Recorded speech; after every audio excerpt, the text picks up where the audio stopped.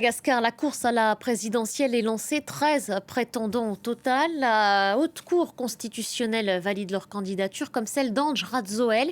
Et ce, en dépit de sa double nationalité, malgache et française.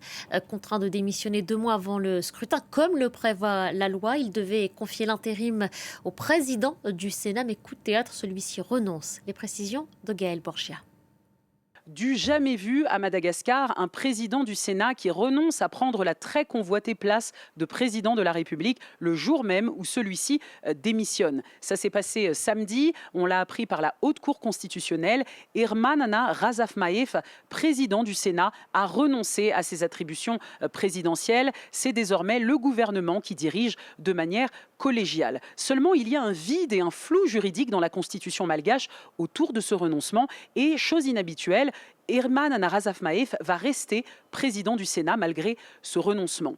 Alors ce lundi, plusieurs candidats d'opposition ont dénoncé dans une lettre une violation inadmissible de la Constitution et ont parlé de coup d'État institutionnel qui aurait pour but de laisser le pouvoir au Premier ministre, un fidèle allié d'Andj Radzoel.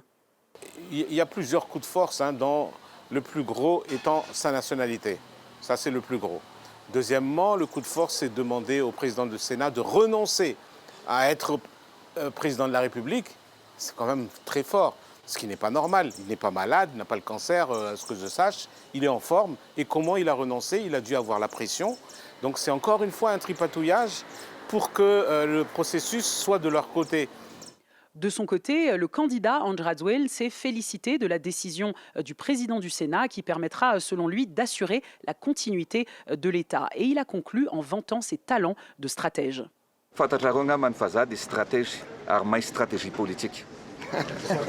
Nous avons tenté de joindre le président du Sénat pour comprendre sa décision. Lui qui, il y a à peine un mois, était sur un plateau de télévision et ne montrait pas de signes de problèmes de santé.